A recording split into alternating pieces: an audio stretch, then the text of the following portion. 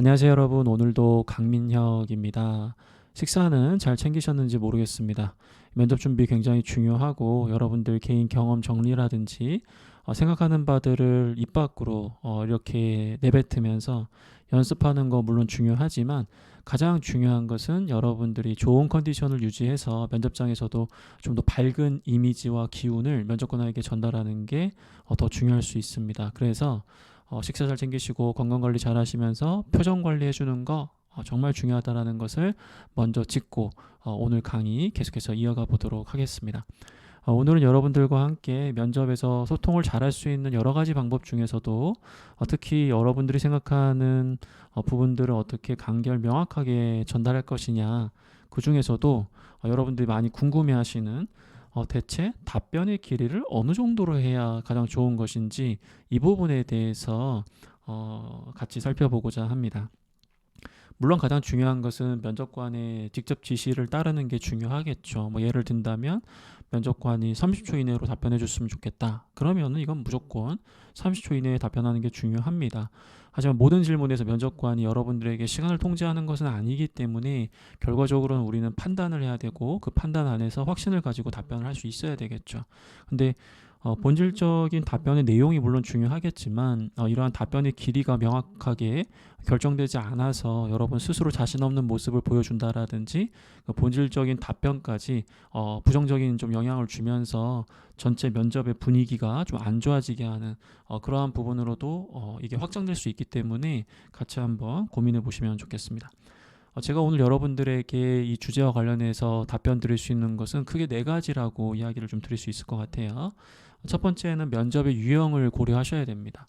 뭐 예를 들어서 일반적인 이제 비구조화된 면접 방식이라고 할 수 있는 인성 직무인지 아니면 구조화 면접인지 뭐 예를 들어 가지고 구조화 면접 같은 경우에는 꼬리에 꼬리를 무는 그런 면접 방식이기 때문에 답변을 짧게 하시는 게 더 유리할 수 있어요. 왜냐하면 여러분들이 이제 그 주제를 벗어나는 답변을 하게 되면 물론 면접관이 또 그런 것들을 잡아가지고 다시 다른 주제라든지 다른 소재라든지 다른 관점에서 질문을 주면서 여러분의 답변을 이끌어내려고 하겠지만은 한꺼번에 너무 길게 얘기하다 버리면 면접관들도 그걸 다 소화하기가 좀 어려울 수 있어요.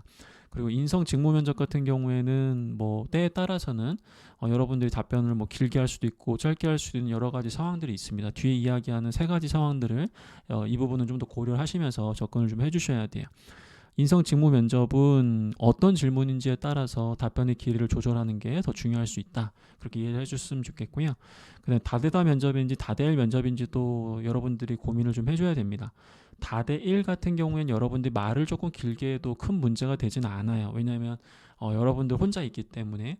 하지만 오히려 여러분들이 심리적으로 다대일을 더 좋아하는 편이에요. 옆에 있는 지원자들과 말 그대로 비교당하지 않기 때문에. 하지만 한번 갈굼당하기 시작하면 끝도 없이 갈굼당하는 게 다대일 면접이거든요.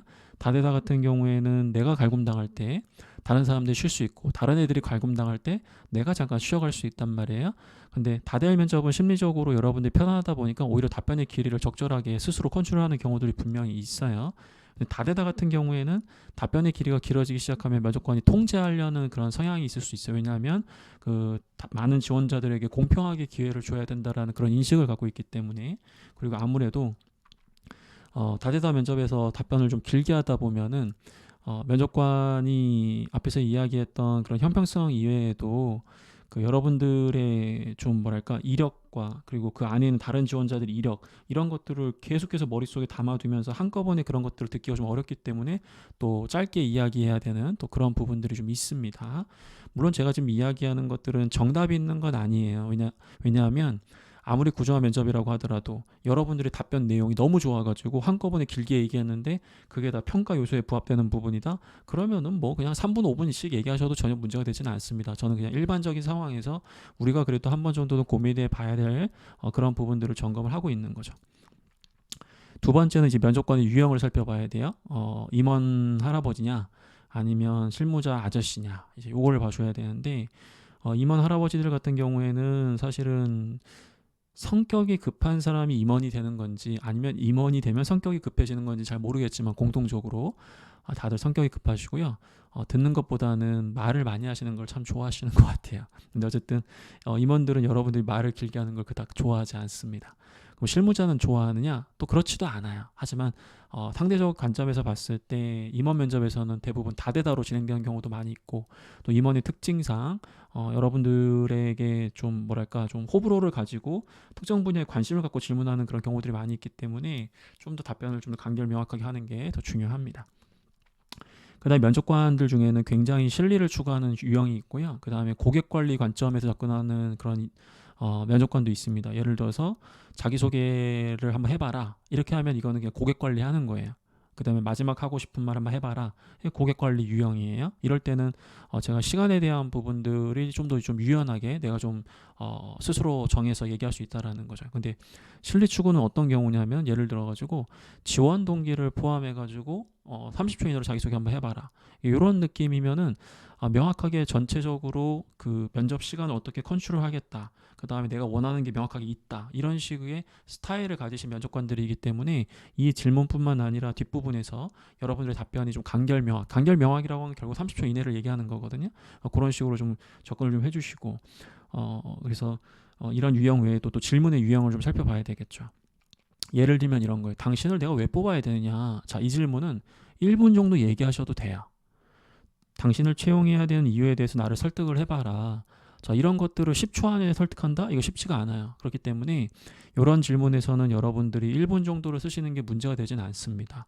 물론 내용이 정말 해야 되는 이제 그런 질문이긴 한데, 근데 예를 들어가지고 여러분들한테 취미가 뭐예요?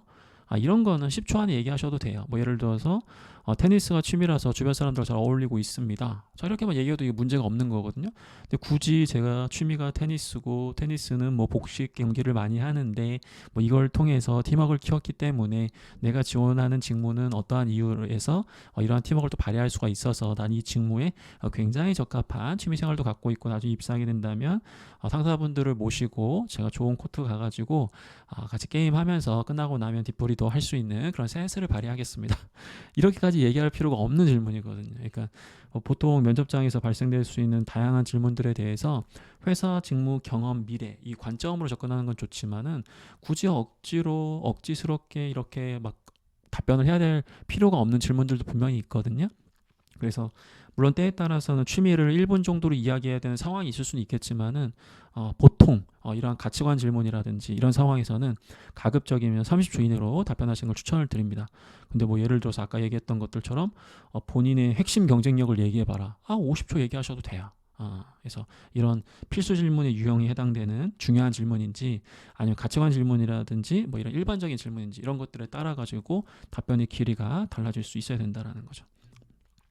그 다음에 이제 이것도 굉장히 좀 중요한 부분이라고 생각을 해요. 이전 답변의 길이와 내용을 좀 고려하셔야 됩니다.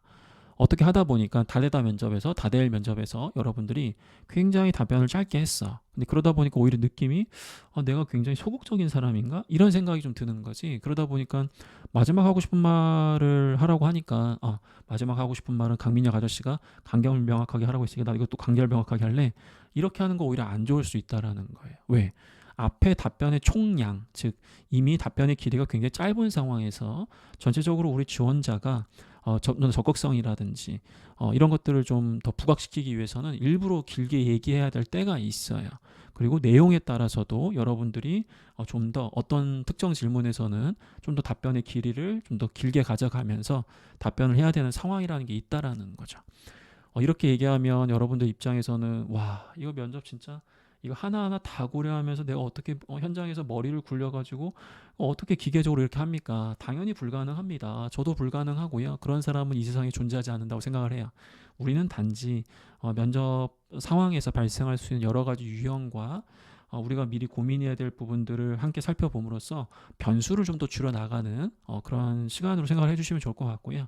평상시 여러분들이 면접을 준비하시면서 이런 부분들에 맞춰서 준비하시다 보면은 그게 또 굉장히 실제 면접장에서 자신감으로 연결되는 경우들이 많이 있습니다. 그래서 여러분들 그 실제로 면접에 갔을 때 테스트까지는 아니더라도 이런 상황들을 조금이라도 기억해 주시면서 답변의 길이를 좀 조절했으면 좋겠고요. 뭐 모의 면접이라든지 제가 매주 화요일 날 오후 10시마다 진행하고 있는 그 셀프 모의 면접 그런 데 참여하셔가지고 답변의 길이들을 또 조정해 보는 것도 도움이 될 수 있습니다. 제가 지금 촬영하는 게 4월 26일 오후 10시 30분이란 말이에요. 근데 내일 27일 날 오후 10시에 셀프 모의 면접이 진행이 되는데 이번 모의 면접에서는 답변의 길이를 제가 질문의 중요도라든지 여러 가지 이제 면접 상황들을 고려해서 다르게 다 적용할 예정이거든요. 그래서 그런 것들도 한번 테스트해 보는 것도 좋은 방법이 될 수 있습니다. 자, 오늘 어떠신가요, 여러분들? 저는 여러분들과 오늘 소통을 잘했는지 모르겠어요. 일단 여러분들이 원하는 걸 잘 이해하는 게 경청인데 그걸 떠나서 오늘은 제가 생각하는 부분들을 여러분들한테 전달하려고 이렇게 네 가지로 구분해서 말씀을 드렸습니다. 면접 유형과 면접관의 유형, 질문의 유형, 개인 답변 상황 각각의 중요도에 따라서 제가 좀 더 예시를 드린 것도 있고 그렇지 않은 것도 있는데 이런 것들도 결국에는 딱 정해져 있는 답이 있다라기보다도 때에 따라서 내용이 필요하다라고 한다면 평상시보다 좀 길어지고 짧아진다고 하더라도 과감하게 확신을 가지고 이야기를 해주는 것도 저는 분명히 필요한 과정이라고 생각을 합니다. 자, 이렇게 말도 안 되는 궤변을 또 제 사례에 갖다 붙이긴 했는데 너무 이렇게 무조건 갖다 붙이려고 하지 마세요, 여러분들은. 저는 이제 여러분들과 좀 더 웃으면서 강의를 이어나가고 여러분들 덜 피곤하시도록 이렇게 말씀을 드리는 거기 때문에 버릴 건 확실하게 버리시고 취할 거면 확실하게 취하시면서 저보다 더 지혜로운 그런 모습을 여러분들이 보여주실 거라고 믿습니다. 오늘 하루도 너무 고생 많으셨고요. 아까 이제 9시경에 저희 학생이 이제 수업을 들으면서 답변의 길이에 대한 부분이 고민이 된다. 그래서 생각난 김에 또 이렇게 여러분들에게 관련된 내용들을 전달을 드렸습니다.